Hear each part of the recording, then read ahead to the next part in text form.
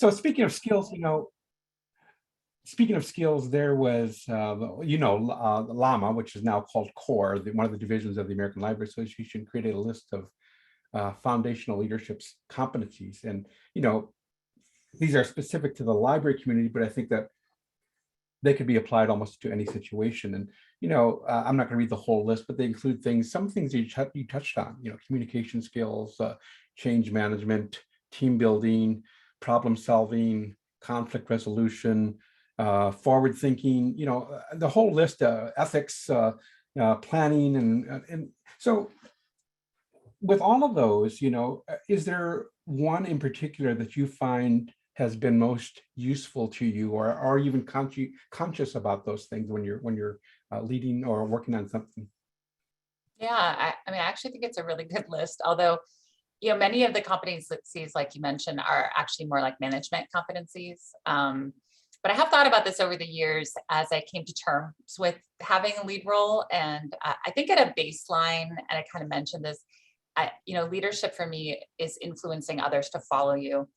And so, I think to be able to influence others, you have to have a high level of self-awareness Hmm. and emotional intelligence. Hmm. And I was aware of that even before it was like popular to have emotional intelligence. In fact, I got a lot of messages as a young manager that to be, management like, you had to almost emulate this kind of sense of authority. Or I once had a person tell me to have more gravitas, and I was like, okay.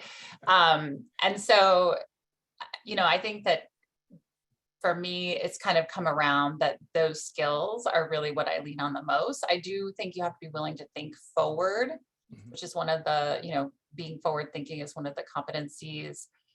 Think critically and analytically, but also, again, I think for people to trust you enough to follow you, and the vision that you create or communicate, it has to be balanced by a really high level of ethics. And I know ethics is a competency, because trust is so important, and it breeds confidence that breeds a willingness or desire to follow or join into a shared vision. And I definitely know that's what's most important to me. So some of the things that I've seen, and I agree with what you just said, but you know, self-confidence is a big part of it, and knowing when to understand that if you may not be as self-assured about something, knowing when to seek advice, reaching out to others, so maybe a mentor or somebody that, or your spouse, or maybe it comes from your kid, sometimes the wisdom comes from babes, right? With your own journey, who do you turn to In terms of, when you may be, well, maybe you don't have this, but when might be faced with some self-doubt about something? yeah. Oh, that's a really good question, because I think that, one of the things we mentioned, may talk about more as, mentors and colleagues that you meet along the way in your career. And I certainly have been super fortunate to collect a number of folks from all different experiences I've had, where you kind of know, either there's a shared, understanding around values or experience. You see that they've had an experience that you might be having, and you want to get their, pick their brain about it. I had an amazing boss in San Francisco, Luis Ferreira, and for the longest time, I would call him and say, "What would Luis do?" Situation. And I do think being a good mentee means asking for advice, and it doesn't mean you always do what they do. I think you have to recognize like what's right for you and what feels true for you. Certainly, I'm fortunate that my partner is also works in city government, and so there are a lot of things that I'm lucky to talk out with him at home. Um, and then I actually learn so much from my staff too. Sometimes I will just chat with staff about an issue and see if they have thoughts about it. And Mm, their responses are so honest and not colored by kind of like the political reality that I deal with, yeah, that can be very fortifying when you're yeah. trying to come up with a solution. I don't know if you know this, but my spouse, we met in library school, and she's also a librarian. We worked together in San Diego County back in the day, and we were both the same rank. We were Yeah. both principal librarians, and uh, it was a difficult time for us because we would take our work home and talk about it and talk about it, and and then come back to work and it'd still be there. And often we disagree, but in the end, I'm still married after 45 years, and I guess it's all worked out okay. That's Um, awesome. Yeah. I so have how a do you define leadership, Jill? oh, sorry, what? How do you define leadership? You also alluded to kind of the management versus leadership. So Yeah. how do you define leadership? Um, I think again, I think it's that for me, it's that ability to set a vision and have folks, have the influence for folks to follow you or to join along, and to build like trusting relationships Mhm. so that when things are challenging, there is a level of honest engagement and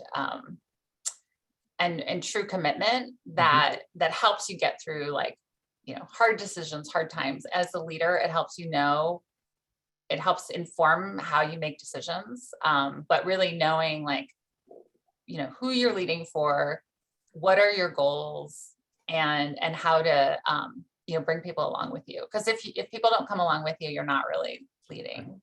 Right. I mean, Well, let's drill down on that a little bit. You talk about trust a few times now. How do you go about building trust? yeah, I think that's a good question. I talk about this a lot with my folks. I mean, I think that the root for trust for me is a sense of shared accountability. And accountability has so many different meanings, Mhm. but at the root of how we utilize it is the sense of what we kind of commit to our working relationship, our communities, how we steward the public trust in us, which is reflected in like funding or their commitment to supporting libraries or using libraries and what they need out of us. And so I think accountability is super high for me. Obviously, honesty, um, and a sense of shared compassion around the work that we do. And Mhm. then, yeah, I, yeah, I don't know if there's more to it, but Um, I'm sure we could talk just about that topic all day. Let's talk a little bit about, with your leadership style. How would you describe it? um, yeah. So when I think about that question, I realize, how people have a lot of ideas about how leaders should behave. I was mentioning about that sort of like authority or, different times in my career, I thought leaders look like this, or I got those kind of messages that, Mhm. I used to say, people always just say, oh, you're so nice. And people use that term, you're not to mean necessarily, but when somebody would say somebody was too nice, what they actually meant was that they were ineffective, right? There's this idea that like Yeah. being nice is like ineffective. And I used to say like my goal in life was to prove that you could be actually like quotes nice, which I think is kind and compassionate and like Right. actually caring about folks, and also be really, really effective. And so I guess, I'm comfortable with different opinions about leadership, and or different opinions about how to do our jobs. And I welcome total engagement in decision making. So I think Mhm. at the baseline, my style is very inclusive, Mhm. and I think my tendency to believe in creative change and growth, both internally and for the communities we serve, and also empowering teams to come up with new ideas or lead themselves is sometimes called transformational leadership, Mhm. Mhm. which is kind of that's a big term. But yeah, I think those are probably the closest to my style. Okay. So sometimes, well, I'll speak for myself. There may have been decisions that, were difficult decisions to make, but you knew it was the right thing to do. And in the end, hopefully it was, and sometimes it's not.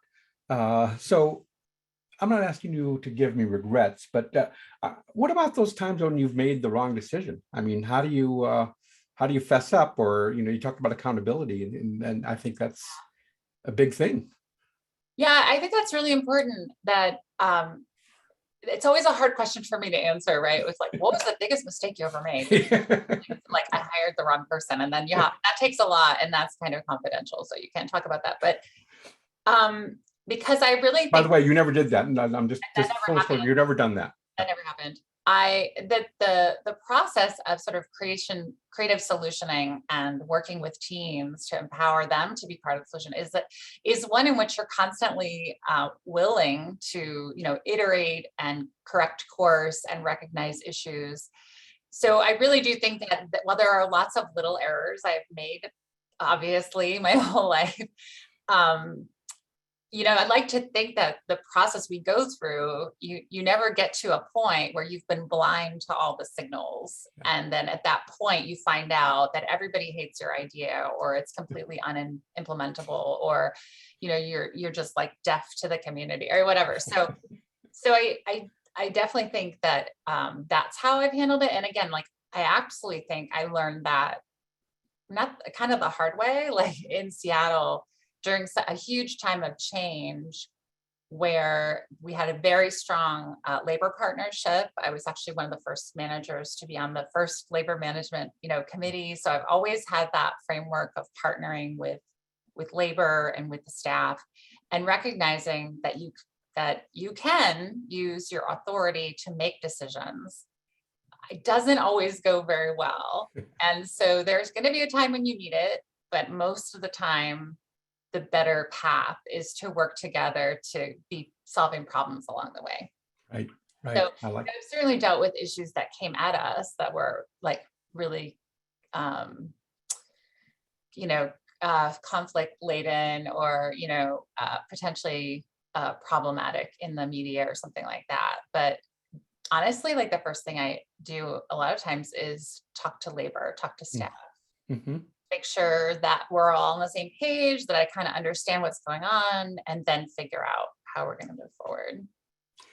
Hey, the work that you do requires a balance of kind of monitoring the interior work, the internal work of the organization, also kind of building your external community support for the library.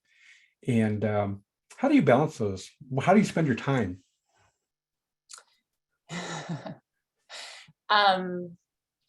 Well, yeah, I'm sorry, I'm laughing. In a large organization, I really thought a lot about the role of the director. You sort of think of ensuring that the vision is set and it's being executed, which includes a lot of internal work plans and teams and communication and so on. And then, ensuring that the organization has the resources that it needs to implement that vision successfully, whether it's staff or capital, partnerships, or like even just like data or clarity or political will or whatever is needed, right? So, I think that if you, the roles definitely go together, but if you consider the broader political and bureaucratic context, like city council, mayor's office, city manager, key partners, county and state leadership, all that to be external, then I would say, some weeks it feels like 50-50. And others, like right now during budget development, it feels kind of like a 90-10 where I'm external most of the time. And like I was looking at my calendar tomorrow, I literally have a 12-hour day, not whining or anything, but 9 of those hours are blocked off with external meetings that have to do with budget and key external programs and key external partners. So just it's interesting. When do you get to relax? I love my job. First of all, I want to say that. And I have 2 bunnies at home and a puppy and kids and a house and a treadmill, which is very important. And so, I think you have to enjoy what you do to spend a lot of time at it, and then definitely try to relax. So we're trying to do something where I'm trying not to do email at night. It's really hard. Or because there's so much Zoom time, like trying not to be on screens all day. Right. Hard, but I find that with this COVID, the pandemic and the Zoom time, I find that I'm actually working more than I was with. We have Is that your case? Yeah, we've found that, and I think there have been some studies of this, but that one of the impacts over the extended period of Zoom was that, especially in your higher performers, there was almost like no rest, because now that you're home, it was kind of assumed like there's no work and home divide, right? Mhm. And you're kind of you almost feel like you're taking advantage by being home and not in your office or something. And so then, well, then I should work, right? And the other thing is, we had such huge issues to face during that time. And, Yeah. like most, my staff, and I think most public library people, they get into libraries not for like fame and fortune, more so because they care about their community. And Yeah. so, there was so much need and so much pain. And I just felt like everybody was just go, go, go. And then you see this huge fatigue, lots of trauma, even in your high performers. And so we're really putting a lot of effort into looking at how do we reflect that need to kind of get back to, almost like a business as usual mindset, while Mhm. helping our community come into recovery. Are you one of these people who thinks that uh, our approach to work as a result of the pandemic has changed working culture? I certainly pay attention to a lot of that because of where we are in Silicon Valley. There's a lot of talk, but honestly, even here, it's kind of going back and forth. It was like everyone's going to work from home, and then some of the major companies actually did assessments of productivity and found that there was a huge drop off, according to them. Mhm. And so then, issued these mandates around coming back and that sort of thing. So I definitely think there are some changes. I've been surprised at how much people want to get back to in person though, too. Mhm. Like, Mhm. so, I actually think that's something we're going to have to figure out over the next year. It's we're in this weird in between space. Like us here in San Jose, we are advocating to, we had gotten a lot of progress in terms of the library's budget and opening more buildings, more days, and more support. And then the pandemic kind of set us back several paces, and we're sort of trying to get back on a track, but recognizing it might look different than it looked when we had our path set out before the pandemic. Did you have budget cuts as a result of the pandemic? It's Yeah. significant. How much? How Significant. much? Oh, significant. Okay. Had a total, I believe it was a total of like 7% Mm.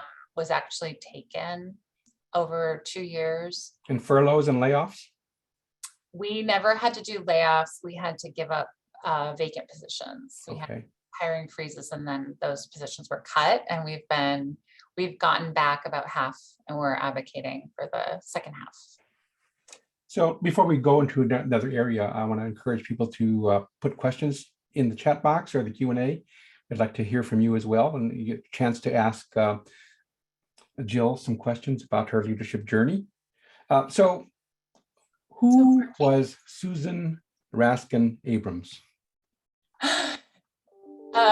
So Susan was this really spunky, hilarious woman who was the director at what's called the Newton Free Library in Newton, Massachusetts, which is right outside of Boston. And so when I was a grad student in Boston, I realized that I was sort of tiring of academia, and I had no idea what I wanted to do, because as I said, I was an excellent cocktail waitress, but I also did not want to be like a bar owner or something like that. And so I always had multiple jobs to put myself through school. I thought, hey, I should try to work in a library. So I literally sent like a cold letter to her just saying like, hey, I'm a grad student. I'd love to work in a library. I didn't realize they were hiring. They had just built a new library. I rode my bike out there. She hired me on the spot. And honestly, I was one of those awful people who didn't know that you had to have a master's degree to be a librarian. I had no idea. So she immediately started the process of like educating me on what I needed to do to become a librarian, and that I should absolutely become a librarian. And she had a great, Boston accent, and she was just really funny and frank and, kind of brash at times. And I thought she was super cool. So, I mean, I was only there a couple of years because I applied to library school, and then I went to Seattle to go to library school. But I saw her at a library conference like 15 years later in the ladies' room. It was so amazing. And now we're friends on Facebook, and I get to say hi to her. I think she actually retired last year. Oh, wow. So what did you do for her? What did you do at the Oh, I library? was a circulation and reference assistant, they called it, in the children's wing of the Newton Free Library. And so it's an interesting suburb of Boston that they had just built a brand new library.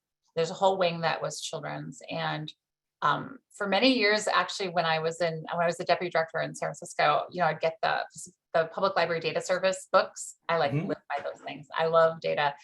And I noticed in the small library category, Newton Free Library is always the #1 searching library. Wow. It's a super, popular library. And I happened to be there right when it started. Again, sort of like fortuitous. Wait, are you taking credit for it? No, not at all. So we have a question, but I want to get back to mentoring. So we have a question from Jerry Deere, who says, how do you reconcile differences in opinion with others, especially when your core values are challenged? Hi, Jerry. How do you reconcile differences in opinion with others, especially when your core values are challenged?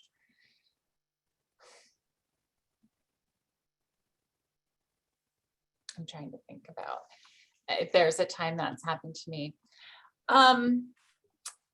Yeah, I think I would like to give a very specific example, but I'm not sure it will play out well. But I think this happens, right? It happens, especially in libraries. I've had it happen on both sides of kind of the principles around free speech, for example. We've certainly had items, thought and ideas be challenged. I've actually, we've had both far right, far left, whatever, this sense and this evolving concepts around hate speech, of what hate speech is and what should be allowed and what can't be allowed.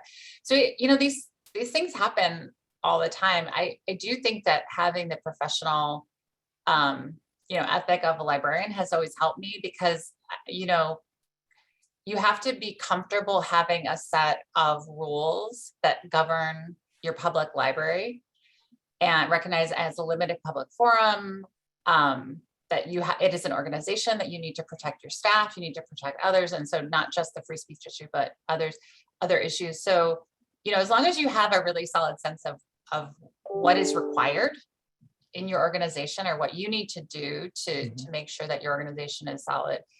I do try to be open to other people's beliefs and ideas, and then, try to come to some resolution. Sometimes it's just that you disagree. I do have a really interesting one where when I was sort of new in San Jose, the biggest thing I had to do the first year was get the library funding measure renewed because it was going to expire. It was a quarter of the library's budget that is in this funding measure. And as we put it on the ballot, this group came out. Hi, Jerry. This group came out at the last minute and wrote a no opinion on the ballot book. And I knew nothing about this group. I had no idea why they would do this. It turned out they had a huge amount of history with the library around internet content filters. And so they were basically like holding it hostage, saying, we're going to advocate against funding the libraries if you don't put filters on the computers. Wow. It was amazing. And there were, front page article in the newspaper. And I'm all like, hey, why did nobody tell me about this? So anyway, I learned all about, the history. There were some really specific laws put in place, through the council. There's all this stuff. And so I actually went and met with the main guy who was leading the whole charge. He's very influential, wealthy individual. And again, I think just tried to learn from him what his real goal was and find our common interests. And I learned that they didn't really want to shut down libraries. They wanted to be taken seriously. Yeah.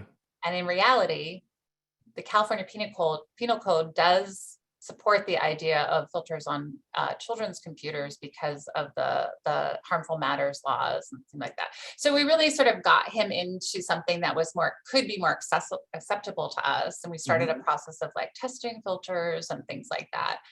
So again, I think that it aligns with the idea of being willing to listen and then trying to find a creative way to have a common ground.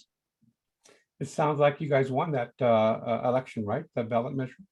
It was It approved. went by 81%, There you go. which is the highest ever, I think, in San Jose. Wow. So speaking of San Jose, I think you guys are like the second largest city in California, right? Third. Third? Wait a minute, LA, and Are we then what? second? Oh no, I'm gonna get kicked out. I'm thinking. Maybe we're second. Well, I read that you were the 10th largest in the United States. Yes. That's largest in the US. So, having worked in urban libraries myself, I know that, those environments can be very complex, politically, socially, you name it, we've got it, right? Although I don't know about you, but I kind of love that stuff. It's, I thrive in it. It's it makes every day different. So let's talk about some of the leadership challenges that you faced in that kind of environment as city librarian, whether it's working with elected officials, I'm sure they're all great, or, dealing with diversity in your community and having a diverse workforce. So what are some of the big issues that you're dealing with as a city librarian? Oh, I love that somebody put the data in the chat because #librarian are San amazing. Diego. I forgot about San Diego. Sorry, San Diego. Okay. Okay. So, so challenges that I faced. I think that, like I said, when I first came to the library, there was the city was coming out of the recessions of 2009 and 10, even though it was several years later. The libraries had many libraries that were closed still and never reopened. And then all the libraries were only open 4 days a week. So it's ridiculous. So, so very like real world issues of funding and behind that, a willingness to fund, right? Like support for libraries essentially. And so creating and really magnifying the value of libraries for this community was a major priority that first year, and has continued. So, I actually created a marketing team. We had one person who was trying to do a lot of that work, and now we have a really fabulous team that is multiple award winning and awesome. And it's funny because in hard budget times, marketing is seen as a luxury, and I always I align it with as a necessity in alignment with access, because our public cannot access our services if they are not aware of them. Like, how many times have you talked to people and they're like, I didn't know the library did that, right? All that. So without awareness, we are not really serving our public. So I've tried really hard to create that kind of political messaging, and marketing budgets are being challenged again. And so my marketing manager just sent me a heart emoji, which is sweet. So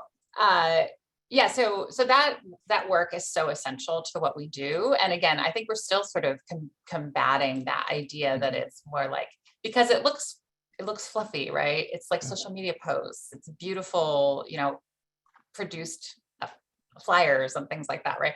But it's so important to the work that we do. So that's important. I think that the base budget need is still there, like I said, and we actually had some setbacks during the pandemic. We did have a lot of growth in certain areas around Population wise? Oh, I'm sorry, budget growth. Budget growth. Okay. One-time funding so the library did receive a lot of funding because we took on such large citywide priorities around digital equity, and we supported a lot of the childcare work that was done, and like learning support and educational support. So we did get a nice chunk of the coronavirus relief fund from the city, as well as the ARP funds for 2 years now. But that's all one time, even though it's one time 3 times. It's not ongoing. So we really need to figure out the ongoing strategy. There's a sort of a problem, maybe unexpected if you don't live here, that being in Silicon Valley is funny because there are these assumptions about what being innovative is, and assumptions about libraries. And so I just feel like I'm constantly trying to ensure that libraries are understood for what we are, which is incredibly important. And also in the tech sector, the way in which, business engages with the public is as a, they want consumers, even if ostensibly the service is free, or it's about engaging in a democratic way, or whatever. It's actually about, we all know this because I think this is probably mostly library people. It's about using the data about people to be able to market other things, right? Mhm. So, and it's about reinvesting in their products so that they don't become obsolete. I mean, I think it Mhm. would be incredibly anxiety ridden to work in that sector, because they just always have to be current and fresh and interesting to people. So Well, we're kind of doing the same thing in library land, I think, but we're doing it maybe for a public good rather than a bottom line, right? yeah, so we have, I mean, I always say, like, we have like the moral authority. We have, we have like, we're really there to argue for the good of what our communities need. Mhm. And I can't tell you how many times I get involved in city conversations because something like privacy, is Right. not understood when an organization comes, or a business comes to us and says, we're going to give this product to all of your students. Isn't that lovely? And we're like, immediately my librarians go to the privacy policy and they mark it up and they're like, this is a nightmare. And so, everyone else in the city is like, this is so great. And we're like, okay, but right. Yeah. And so what's good is that, being at the table to be able to have those conversations. And I'm not saying technology companies are bad at all. Like, it's more like, it's almost more like recognizing the value that the library can have in that conversation. And sometimes we're not there. So So let me just drill down a little bit, because I think that I can't imagine that San Jose is exempt from some of the um, social challenges that we have in our communities, whether it's people who are unhoused, uh, yeah, or crime, or maybe San Jose is different. I don't know, but so some of these things, kids who are maybe have difficulty at home, and uh, how do you work with those issues as leader of the library? yeah, and so I kind of went down the tech sector rabbit hole, but actually one of the biggest challenges of working in any, I mean, a city, but really there are pockets of poverty and other issues everywhere. So it really, at one time, the library was literally the only department that would talk about equity, that would use the Mhm. term equity as a goal, because I see that as being like why we exist, but also the belief that through access to knowledge, resources, and the tools and the skills to utilize those tools, that you really empower every member of the community to achieve equity on their own, or to be facilitated as a community to achieve it. And so so we've always had that mantra. And as equity has taken a bigger role in the city, and it's been amazing to see and really gratifying. But like I said, it seems like there's more need, there's more understood need. And so several years ago, the way that we started this conversation was to take on the sector of education in San Jose. So unlike some cities, San Jose has 19 school districts and I think 13 other local education agencies. So a total of 32 Wow. education agencies. And so when I came here, I always loved working with schools, but I was so spoiled. I didn't realize I worked in cities where there was one school district, and then we still, complained about how hard it was to make change, And so I came here and I was like, oh my gosh, like the city actually would, at the dais, the council would, occasionally say, like, we don't do education, because that's the purview of the county office of education and the districts, and it would just be like too much, right?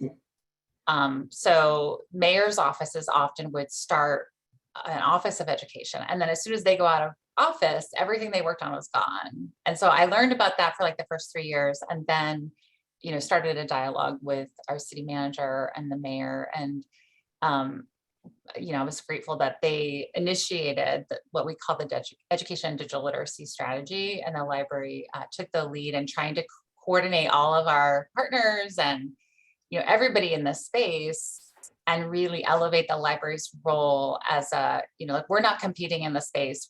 We always say we're a platform to try to bring people together Mhm, to help our students, because we can say we don't do education, but when they're not at school, they're our kids mhm. and their future is our future. And so, that mantra, it didn't exist at one time, but now, we say it all the time. So that really, you could talk about that for an hour. It's Mhm. like, we divided it up into 4 sectors: early education, out of school time learning, college and career readiness, and digital literacy.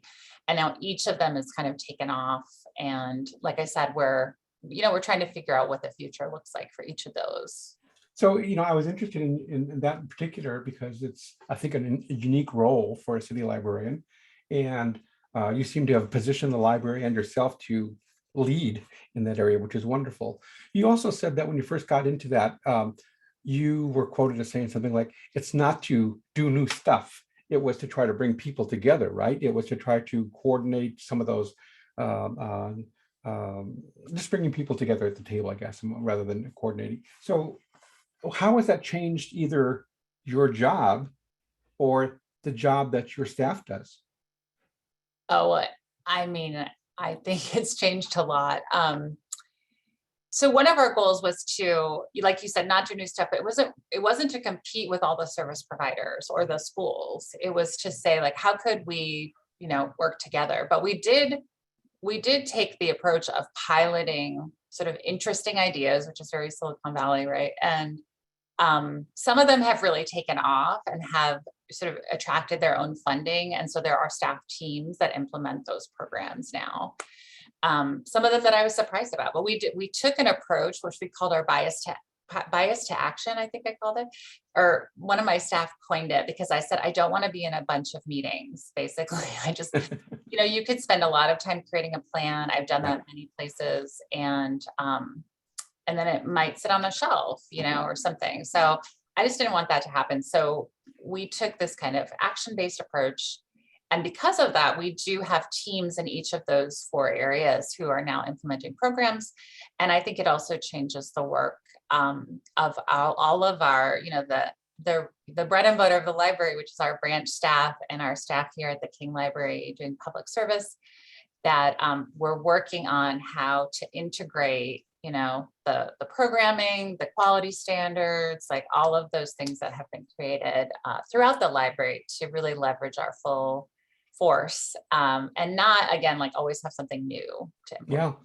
So there has to be some way for you to measure your effectiveness without getting in the weeds too much. I mean, Yeah. do you have outcomes and report those out? Yeah. So the first thing that we did, and it's actually super exciting, is in each of those 4 areas, the library took the lead, but we had a cross-sector committees of folks who developed quality standards in each of those areas for all city programs, not just library programs. Hmm. And they are evidence-based, and they align then with work plans and outcomes and a reporting requirement. And so for some of the planks, these different areas, we're actually in like the 3rd or 4th year of reporting back to our city council on some of the outcomes from Okay. implementation. And some of them, they're still kind of in development, and we're working with other departments to help them with the implementation of their standards. But really, coming at it from quality and Hmm. then reporting back the outcome. There was some fear about that, I won't lie. Yeah. But I think that's where building the relationships was so important. And now you see the relationships between my library staff and other departments are so strong, because they recognize that the staff is really there to help them work through this process and recognize that it's not like you're going to have like amazing outcomes the first year, right? Right.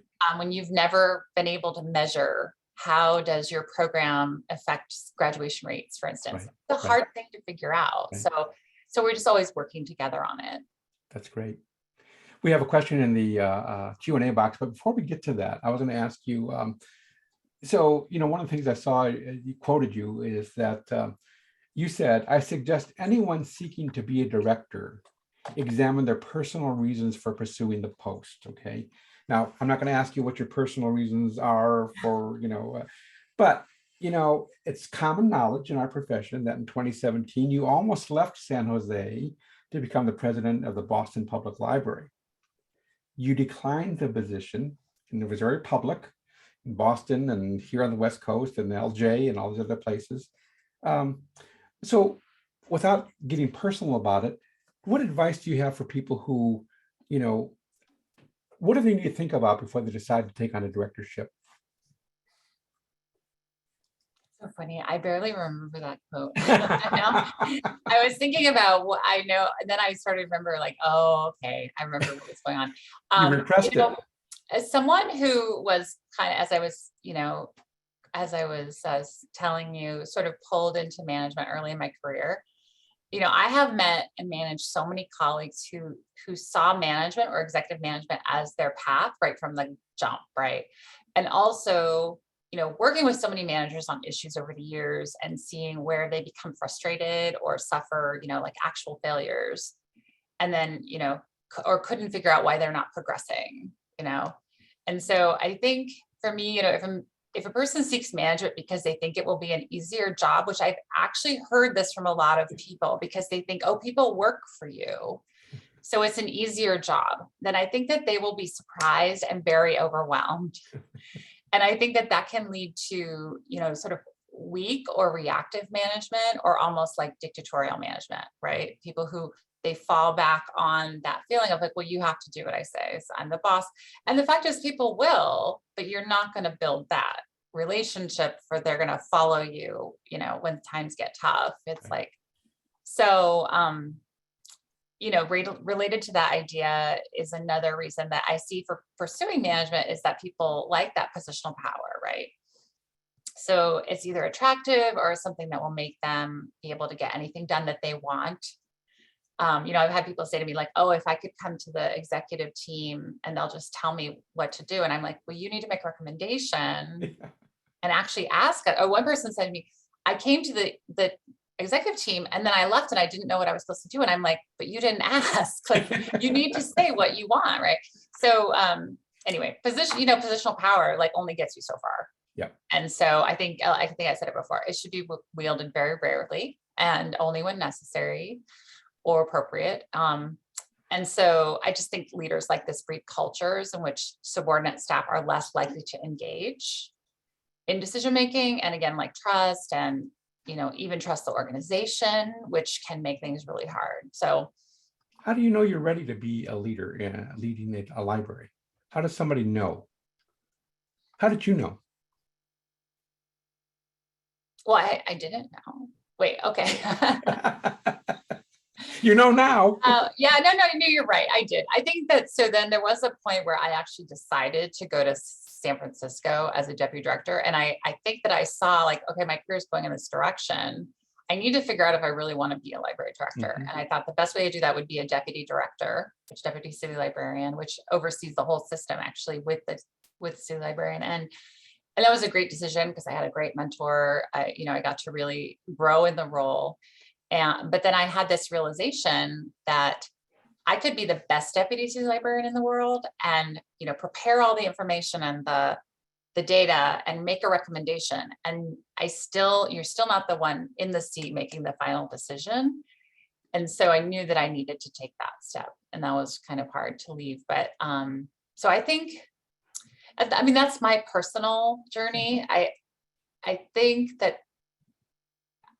people know at different stages, but I think I'm sort of stumbling because I feel like you could jump into leadership, and as long as you're willing to learn, there's no wrong, path. You could do it early, you could do it late. I think that you have to have a high level of self-awareness. Yeah.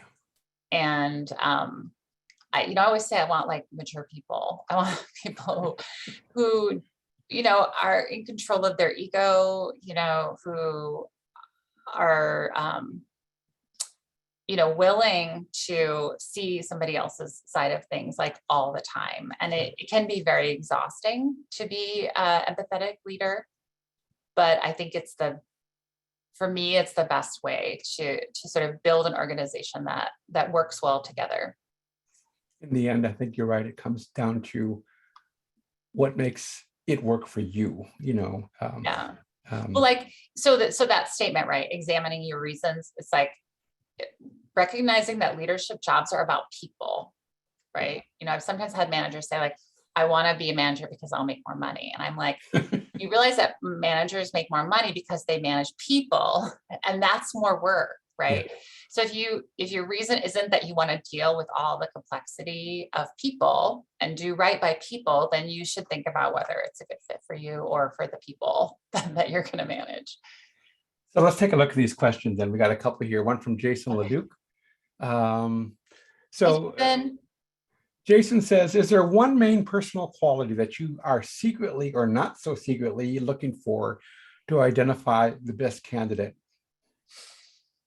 for your top management? Oh, for top management, Yeah. I think that it is that I think I don't know if it's one, because I was going to say something and then you need to have a balance. Yeah, I really want sort of like creative problem solving, but a high level of self regulation, like self management and self awareness.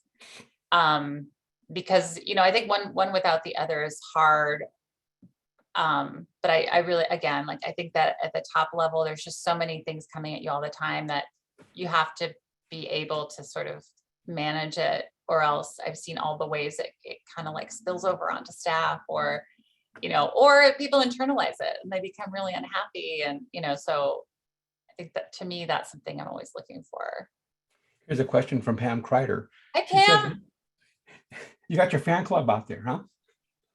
You spoke about some of your mentors, she says. How do you see yourself as a mentor? How do you mentor your staff and give them the kinds of opportunities you were given? That's a great question, because I did have amazing mentors, and I used to have people actually come up to me and say, how did you get your mentors? And I was like so confused by the question, because it just happened, right? Like I didn't ever seek them out for gain or anything like that. And so, but I started thinking about like why it happened. And I think it's, I was a good mentee. Like I like to learn. I always thought people had something to teach me, and I would always, you know, try to anticipate what they needed and do it. And so that led me through a lot of my career.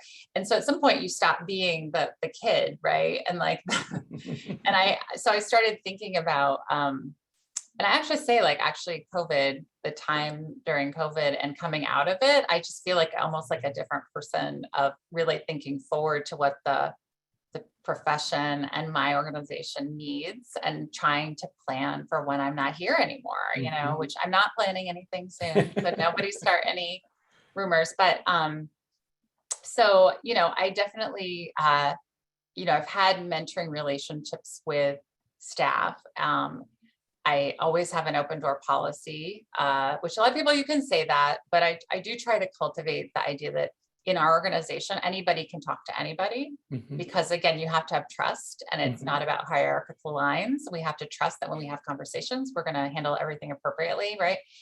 So there have been a lot of individual relationships like that, and I try to be very honest with folks, help them, you know, resolve issues that they have. And then, you know, I participated as a mentor in the city program several times, but recently we were very fortunate to hire a new batch of branch managers, again, coming out of the pandemic. And I thought, wow, like such potential, right? Folks who've never been managers before. And so we just implemented a new program with our executive team, in which we have kind of informal mentor buddy between a member of the executive team and a new branch manager.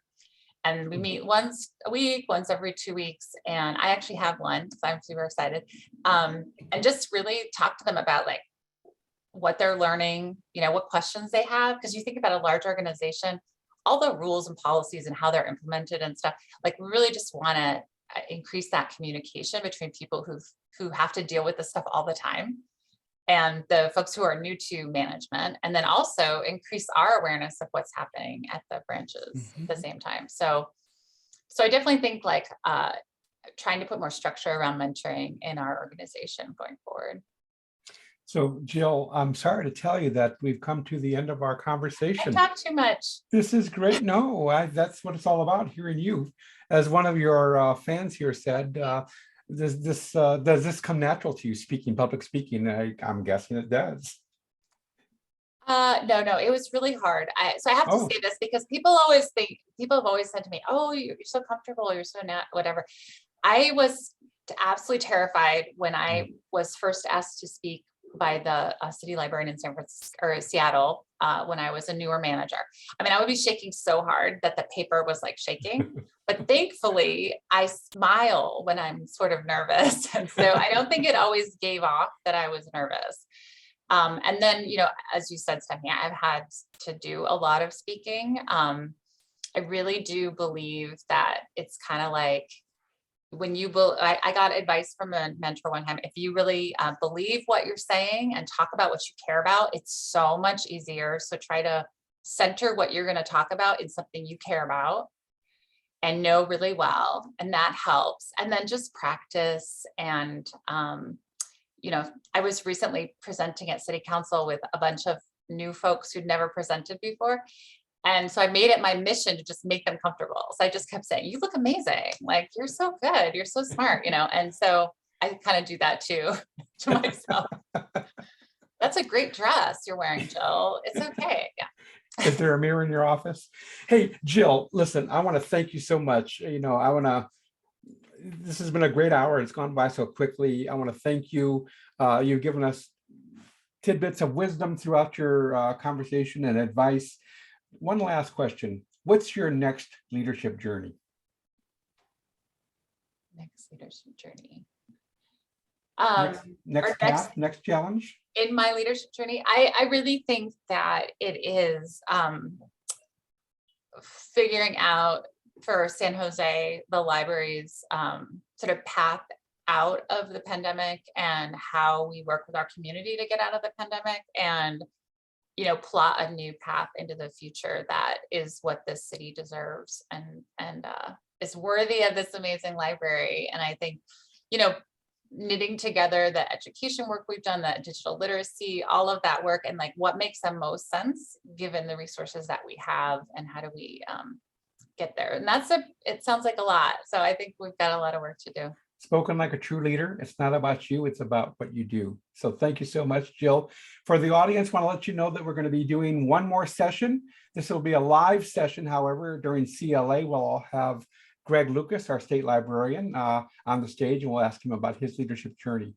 Jill, from everybody here, thank you so much for joining us. We'll see you in San Jose. Thank you, guys. Thank you so much. Thanks for the Bye-bye. questions. Bye.